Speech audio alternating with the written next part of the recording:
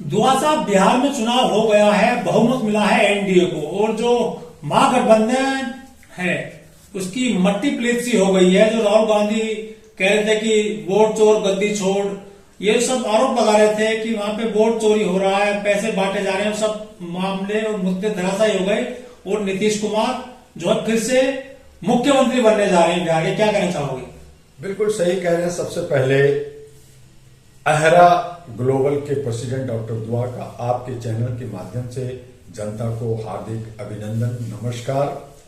बिहार का चुनाव बड़ा दिलचस्प चुनाव, जिसमें दुनिया भर के हंगामा, शोर शराबा और बहुत सारे मौतें भी हुई। करोड़ों का पैसे का लेन देन हुआ और अंततोगत्वा आया वही जो एक बना हुआ था प्रिस्क्रिप्शन, एक जो लिखा हुआ था, हमारा सारा किताबें में लिखा होता है कि, और वहां फिक्सिंग पहले से था। आज तक आप लोगों को, जनता को यह पता नहीं होगा कि मशीन के अंदर फिक्सिंग होती है। मशीन के अंदर पहले से ये तय हो जाता है। आज इलेक्ट्रॉनिक का जमाना है, मोबाइल का जमाना है, आज हमारा ये जो डिजिटल का जमाना है, जिसमें उन्होंने तय कर दिया कि इतना प्रतिशत इनको, इनका प्रतिशत इतना प्रतिशत इसको, और उस प्रतिशत से अगर कोई ज्यादा लाएगा तो वो जीत सकता है, और अगर कम लाएगा तो वैसे भी हार सकता है। तो इस तरह से जो फिक्सिंग मैच हुआ, ये फिक्सिंग मैच कहेंगे, और इसमें जनता का कहीं भी कोई रोल, कोई उसकी भागीदारी, कोई हिस्सेदारी नहीं बिहार को मिला। अब रहा कि इंडिया गठबंधन, जहां उसने कहा कि वोट चोर गद्दी छोड़, तो मैं राहुल गांधी को बहुत पहले से कहा कि मेरे भाई ये पप्पूगिरी छोड़िए, वोट छोड़ गद्दी छोड़ कीजिएगा, वोट चोर ईवीएम छोड़, और कोई भी ईवीएम से, अगर ईवीएम से चुनाव होगा तो कोई भी पार्टी चुनाव नहीं लड़ेगी। इलेक्शन कमीशन जनता का होता ही, उसे मानना पड़ता, झुकना पड़ता। लेकिन मेन मुद्दा दुआ बार बार चीखा, नहीं माना। तो कहते हैं, कहावत है, अब पछतात होत क्या, चिड़िया चुग गई खेत। तो मामला खराब हो गया। अब लोग चीख रहे हैं, कह रहे हैं मैं सुप्रीम कोर्ट में जाऊंगा। लोग जो है सड़कों पे भी आंदोलन कर रहे हैं बिहार में, पटना में। हालांकि वो मीडिया में नहीं दिखा रहे, क्योंकि मीडिया तो गोदी मीडिया है, पेड मीडिया है, सरकार की है, उन्हीं लोगों ने तो मिलकर किया है। फिर ये विपक्ष कहते रही कई हजार, 6,000 हरियाणा से, फलना से, इधर स्टेट से, गुजरात से, मध्य प्रदेश से, राजस्थान से, बंगाल से लोगों को ला करके वहां पे वोट दब किया गया। पहले हमारा बैलेट से होता था, तब चोरी होता था, तब वहां पे ठप होता था। और जब टीएन शेषन ने एक नया चेहरा लाया, नई चीजें लाई, और उस बिहार का जहां पे लोकतंत्र का एक स्तंभ होता है, लोकतंत्र का दशा दिशा देता है, वो बदलाव करता है पूरा भारत का हिस्सा, वहां पे उसी मशीन के अंदर, जिस पे शंकाएं हमने 2013 में व्यक्त की थी, जंतर मंतर पे शोर मचाया था कि ईवीएम को हटाओ, ईवीएम में चोरी हो रहा है, लोगों ने नहीं सुना। डॉक्टर दुआ को कहा ये पागल हो गया है। लेकिन फिर जब 7, 8, 10 साल गुजर गए तो उसी पे लोग शोर मचाने लगे। बहुत सारे सुप्रीम कोर्ट और जगह के वकील, हमारे साथी लोग भी शोर मचाने लगे कि ईवीएम में चोरी हो रहा है, ईवीएम हटाओ। तो हटाओ क्यों नहीं हुआ? आप उसी से चुनाव लड़ रहे हैं। आप कहीं जीत जाते हैं तो ठीक, नहीं जीते तो ठीक। तो नतीजा है कि उसमें दबदबा हुआ। अब वहां पे बिहार का चुनाव जनता के द्वारा नहीं है, सरकार वहां मनमर्जी है। और ऐसी वर्डिक्ट, उसमें भी जब चोरी हुआ और जब रिजल्ट आया तो ऐसा आया है जिसमें आज भी बीजेपी की गले की फांस बन गई, यानी फंस गए।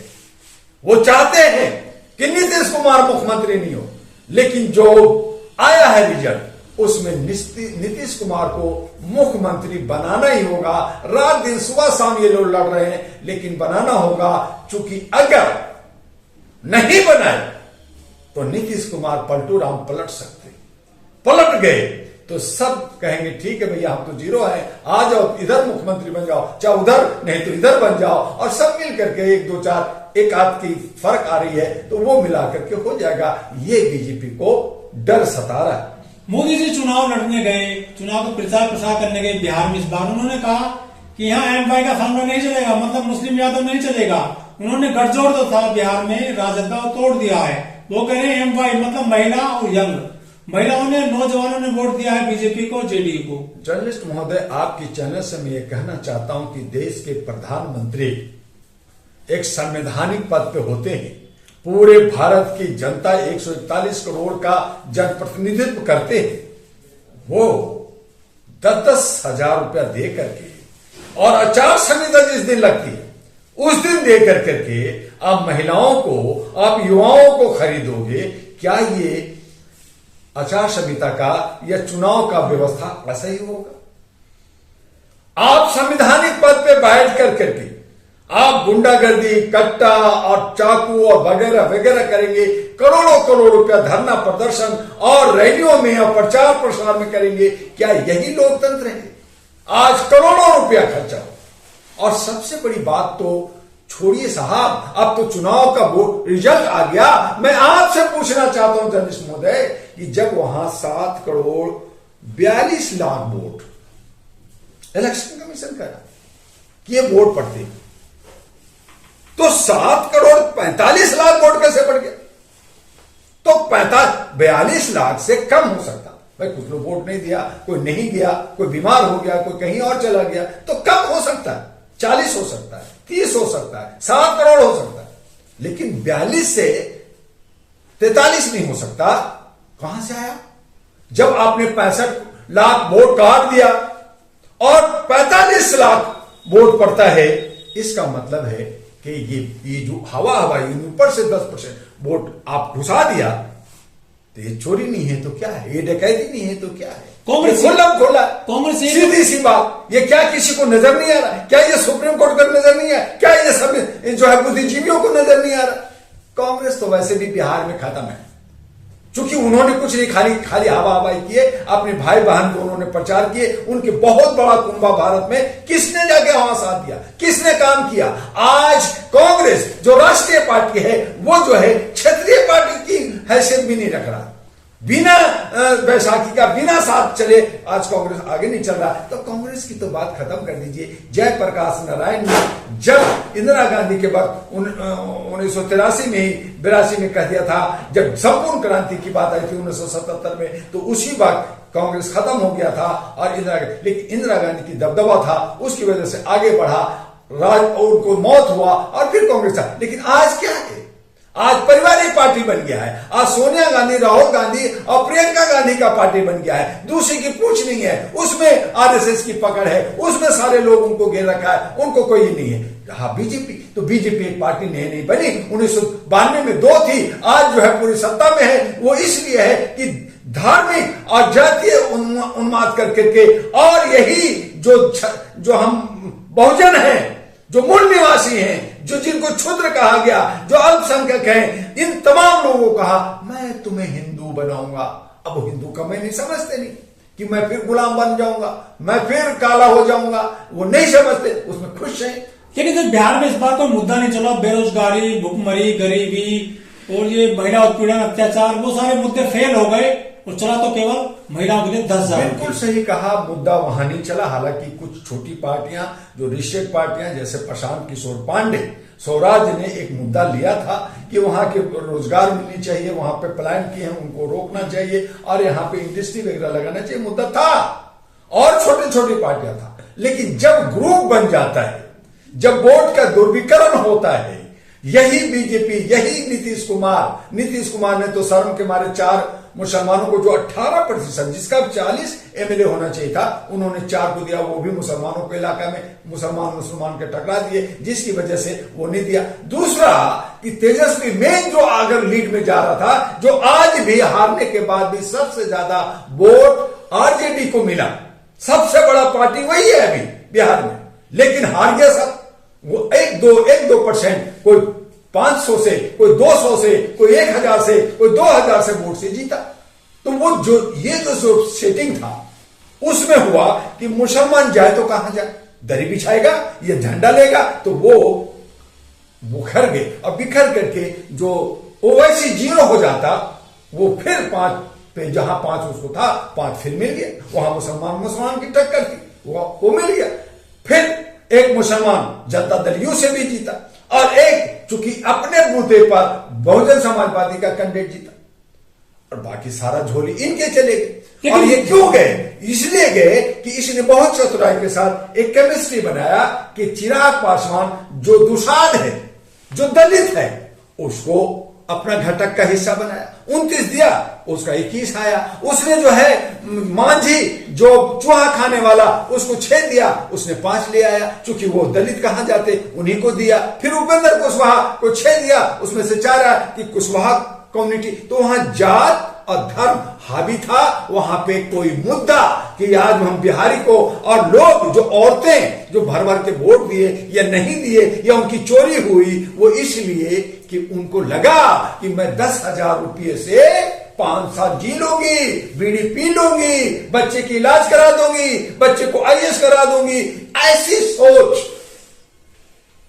पैदा कर दिया उन लोगों ने और ऐसा हो गया कि औरतें जो है दिग्भ्रमित होकर के, क्योंकि अशिक्षित तो रखा ही गया, अशिक्षा से दूर रखा गया है। ठीक है, जो नौकरी मिल गया, जहां 500 मिल रहा था, जहां एक आधा कुआ मिल रहा था, जहां एक मुर्गी मिल रहा था, वहां पे 10,000 मिल गया तो ज्यादा मिल गया।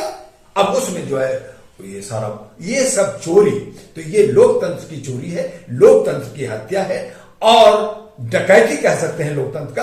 इसे हम लोकतंत्र का पर्व मना करके अच्छे जनप्रतिनिधि, अच्छे नौकर, अच्छे सेवक चुन रहे हैं, ये गलत है। और अब जो भारत के अंदर जब ईस्ट इंडिया कंपनी, कुछ चंद लोग आए थे बंगाल में, वही बिहार के बगल में है, वो आए थे, व्यापार किया। अब करते करते देखा कि ये सब तो लालची लोग हैं हिंदुस्तान के अंदर, भारत के अंदर, तो इनको खरीदो, इनसे आपस में लड़ा दो, इनको बेच लो, और इस तरह से तोड़ फोड़ करके वो धीरे धीरे 196 साल अंग्रेजों ने शासन किया। उसी सिस्टम पर आज ईस्ट इंडिया कंपनी अब गुजरात कंपनी बन गई है। इनको तोड़ो, इनको लड़ाओ, हिंदू मुस्लिम करो, नफरत पहुंचाओ और सत्ता हासिल करो। अब कुछ नहीं रह गया। लालू फैमिली चुनाव भी हार गई है, लेकिन लालू फैमिली आपस में भी जो है टूट फूट होने लगी है।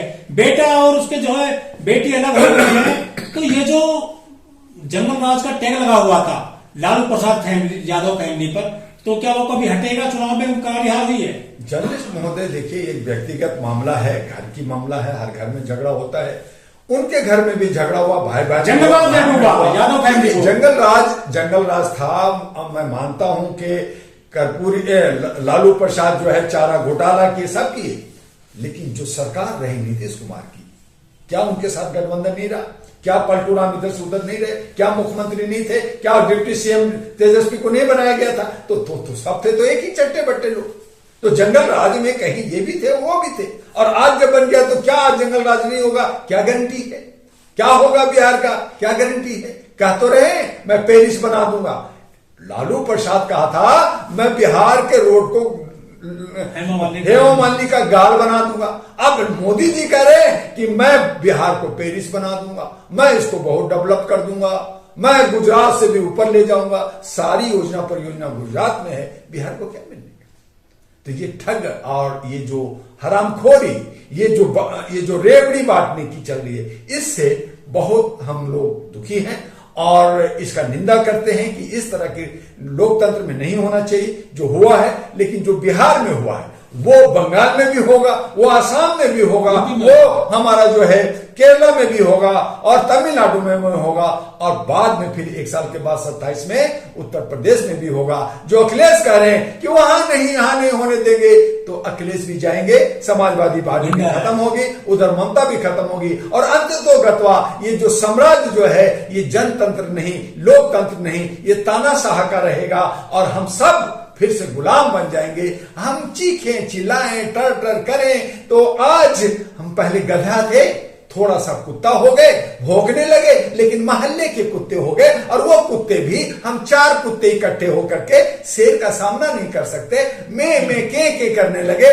डंडा पड़ा, पिछवाड़े पर पड़ रहा है, केस हो रहा है, जेल जा रहे हैं, और यही स्थिति हो रहा है। आज दुआ भी बोल रहा है, कल नहीं बोल पाएगा क्योंकि उसको भी पिछवाड़े पे डंडा पड़ेगा। में के करेंगे। तो आज लोकतंत्र को बचाना है तो जन क्रांति और एक आवाज देना होगा, एक नया विकल्प बनाना होगा, और तब देश के अंदर बहुसंख्यक, मैं कहना चाहता हूं जर्नलिस्ट महोदय कि बिहार के अंदर जब 38% पिछड़े लोग हैं, 18% मुसलमान, 38 और 18 कितना 56%, अगर वो 2 मिलते तो उनकी सरकार होती, तो ना उनको मुख्यमंत्री ना उनको डिप्टी सीएम बनाया गया, वो खुद बन गए। और एक मल्ला जो 2.01% है उनको डिप्टी सीएम बना, वो हो गए 0। अरे ये 2% बनेगा तो मैं कहां जा रहा हूं, तो वो सब बिखर गए। नतीजा क्या हुआ, तो अगर यही यादव भी होते तो आज 56 और 14% भी जुड़ता है तो 72% होता है, तो बीजेपी की सरकार नहीं होती, नीतीश कुमार की सरकार नहीं होती। लेकिन जब ये बहुसंख्यक बटे रहेंगे, कटे रहेंगे, लीडर ही नहीं है, और लीडर जो भी हैं वो सब दोगले और बदमाश हैं, वो जो चंदा धंधा खाने वाले लोग हैं। नतीजा बहुजन की सरकार और मूल निवासी की सरकार, जिनको अशिक्षित रखा गया है, जिनको बीमार रखा गया है, जिनको तोड़ के रखा गया है। और यही वजह है कि 2 से 3% लोग पूरे भारत में नहीं, भारत, बिहार और पूरे भारत में वो राज कर रहे हैं।